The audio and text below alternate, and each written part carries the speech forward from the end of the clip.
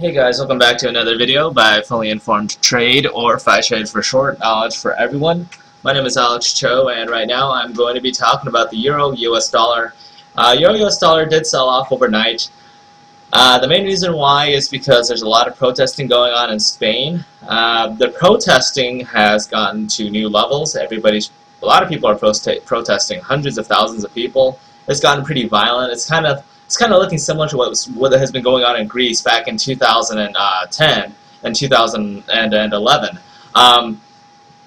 So things are getting pretty bad in Spain. And Spain is a pretty big country in the European bloc.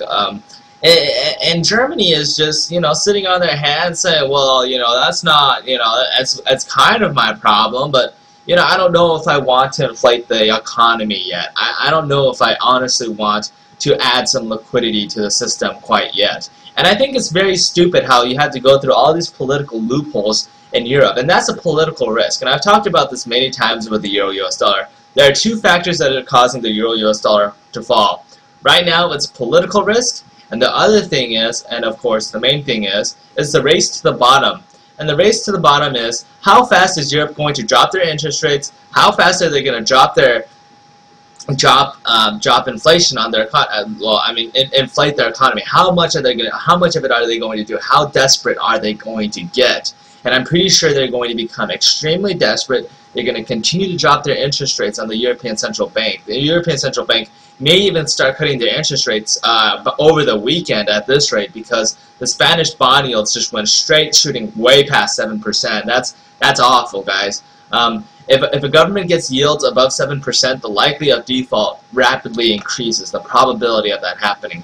So it is a huge priority for A, Spain to get their interest rates below 7%, B, for the European Central Bank to do something about it, and C, for the governments, or the combined collective governments of the European Union, they need to get out their butts and they need to do something about this as well. So again, Friday, I was walking into Friday thinking there was going to be some profit taking on the Euro-US dollar, that maybe it could float up a couple weeks, but it doesn't seem to be turning out that way. The Spanish yields did rapidly go up. Euro-US dollar did have a significant decline, and a lot of instability going on in Europe right now. Stocks are selling off in the middle of earnings season. So again, the earnings hype and the whole entire Ben Bernanke story isn't really enough to keep the stock market and the European US dollar currency pair afloat. So I have to say I'm a little bit pessimistic. I think the Euro-US dollar will continue to fall. I was expecting it to rally for a couple weeks, but that completely just gets thrown out the window, as a lot of expectations do tend to get thrown out the window, especially when you're dealing with a very, very volatile market. So again, volatility seeps back in. I think that we're going to close below this trend line definitely today. I'm highly certain that we will, mainly because of the rising yields, the lack of confidence in Europe, and the political risk.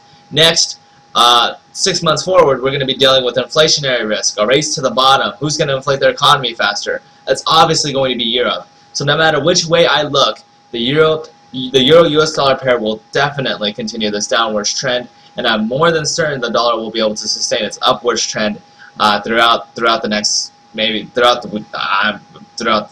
several years, but also over the next several weeks. I think there's a lot of potential for the dollar to head higher.